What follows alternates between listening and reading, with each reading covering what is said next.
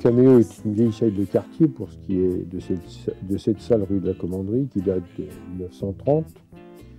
Et alors après, moi j'ai repris la salle en 80. Il n'y avait qu'une salle ici.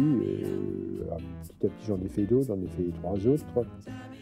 L'envie de faire 2 salles, 3 salles, 4 salles n'était pas forcément là au départ.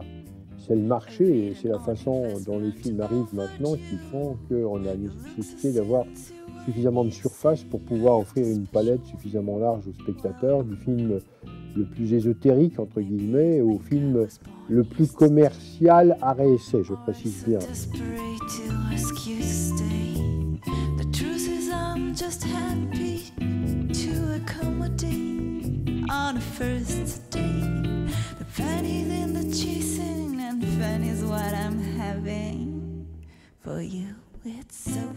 Je ne sais pas si les places c'est important, c'est plus le nombre de salles. Il y a 8 écrans qui vont de 40 places dans la salle dans laquelle nous sommes actuellement à 350 places.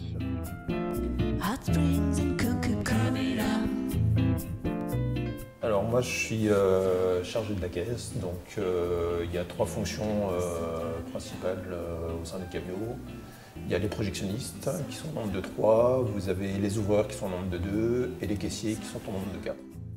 Nous avons 4 salles, 2 grandes et 2 petites.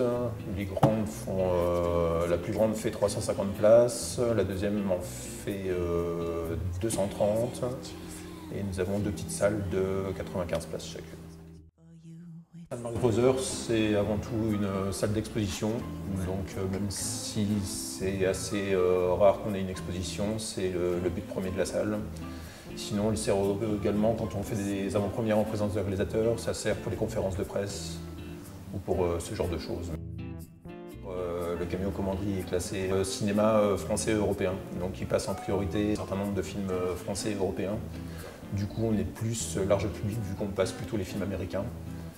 On a un public légèrement plus large que le Caméo Commanderie qui est un petit peu plus centré au niveau des spectateurs. On ne passe jamais le même film dans les 2 caméos la même semaine. C'est vraiment d'une semaine à l'autre, mais la même semaine, on ne passe jamais le même film dans les 2 caméos.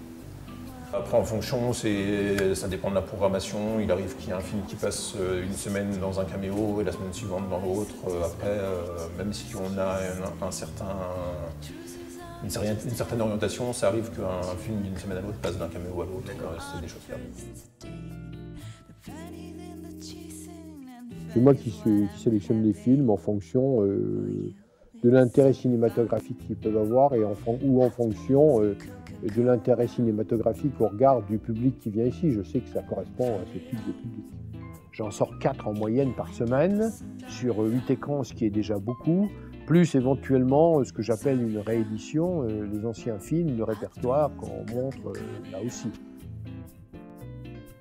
Je passe des films à réussir parce que je considère que j'aime le cinéma, pour moi le cinéma est un art. Par ailleurs, c'est aussi une industrie, comme l'a dit Malraux, mais je pense que l'art et l'industrie peuvent faire bon ménage et que passer des films sensibles et intelligents, ça participe à l'espace démocratique, ça rend critique.